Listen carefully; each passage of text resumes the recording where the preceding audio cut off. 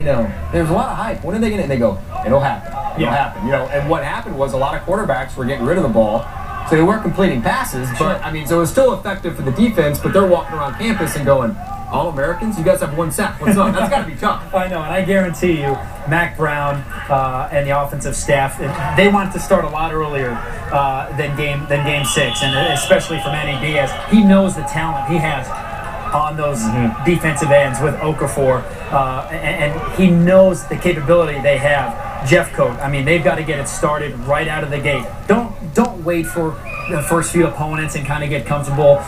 He wants there to be a mean streak starting in week 1 because he knows what this defense is capable of this year. So, Texas fans, I think it'll happen a lot sooner than Game 6 this year. Well, it better because Game 3 is at the Grove. Little stretch. It's at night, and then you got Oklahoma State, and then I believe West Virginia, and then Red River Rivalry. Yeah, that's right. So, Texas is going to get hit, and that's going to be that stretch. You talked about some of the freshman receivers. There's Kendall Sanders, number 2, and this is a guy who, like a lot of the freshmen in this camp, has shown flashes of brilliance and talent, and has also at sometimes just been inconsistent, been a typical freshman. But they really like what he can give them as an athlete, and guys like that, slot guys, you just get them in space and they go. Yeah, and Kendall Sanders is another guy that will need to step up for this young receiving corps. We've talked about Mike Davis. We've seen a little bit of Caleb Jones, Marcus Johnson. This is another guy that Coach Mac Brown has said, this is one of our young guys who's very talented, and Kendall Sanders is a playmaker out there. We saw last year 18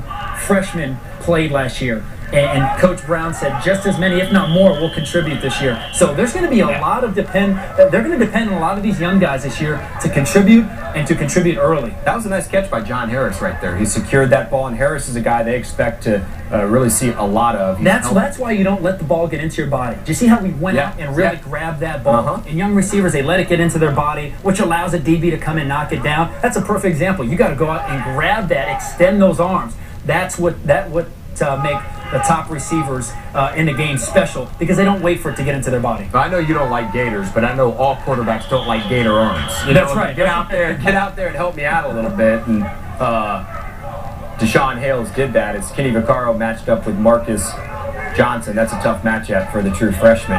And Hales, as a senior, he should know that by now. But that sets a good example for the younger receivers to really go out and get it, make a play.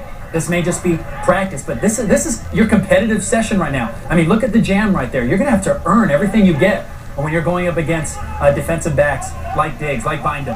And that was Adrian Phillips, who, he was going to get into Deshaun Hales from the get-go. He did. I mean, Deshaun really never got on his route, as Adrian Phillips expected to be a starting safety here. And I think kind of a little bit of surprise of this camp so far. Extremely smart player, really gets guys lined up. They feel like he's going to be a nice addition with the other 3.